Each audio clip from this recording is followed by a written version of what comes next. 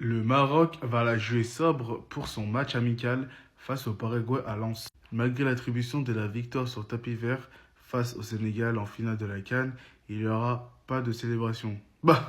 Le Maroc n'affichera pas son statut de vainqueur, pas de message ni de panneau célébrant le titre.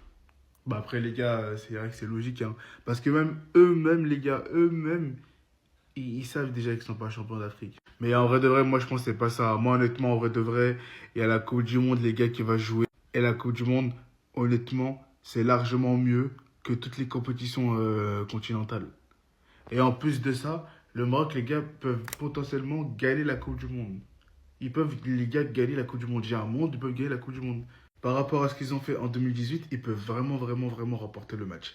T'enlèves la politique, tout ça. Je vous jure que les gars, ils ont un effectif où ils peuvent gagner la Coupe du Monde. Parce que déjà, la majorité des joueurs marocains, ils jouent tous en Europe. Et en plus de ça, la Coupe du Monde, les gars, je sais pas, il y a un autre truc. Même si tu es nul dans ton club, tu peux faire une masterclass dans ton pays. Tu peux rien comprendre. Et en plus, les gars, grâce à ça, le Maroc, ils peuvent encore plus développer. Ça veut dire que ça sera vraiment une équipe à craindre dans les prochaines années à venir. Même l'Afrique, même tout court. Donc en vrai, moi, je pense que c'est pour ça, en vrai de vrai.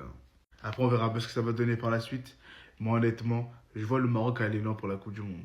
À l'occasion de son match amical face au Paraguay à Lens, le Maroc n'affichera pas son statut de champion d'Afrique. Alors qu'on aurait pu s'attendre à une sorte d'escalade suite à la fête sénégalaise au Stade de France, le Maroc a décidé de faire tout le contraire. Même s'ils joueront dans un stade Bollaert acquis à leur cause, il n'y aura aucune mention, aucune célébration du titre de champion d'Afrique, même pas un petit panneau, nada.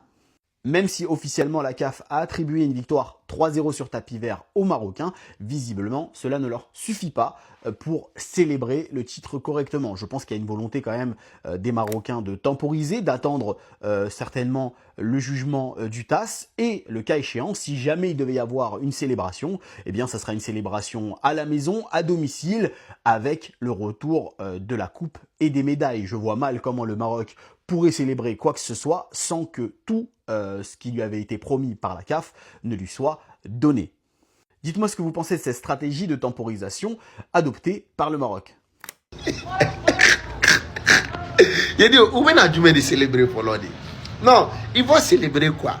Quand demain le match entre Maroc et Paraguay, que l'équipe nationale du Maroc, où l'on a fait célébrer, c'est-à-dire que l'on a fait manifester que l'on est champion d'Afrique 2025, même si c'est après le match ou avant le match, ils ne vont rien célébrer. Mais ils vont célébrer quoi? C'est quoi juste qu'ils vont célébrer? Ou bien de célébrer. Le seul manière que le Maroc peut célébrer, qu'ils sont champions d'Afrique en 2025, c'est par email. Oui, oui.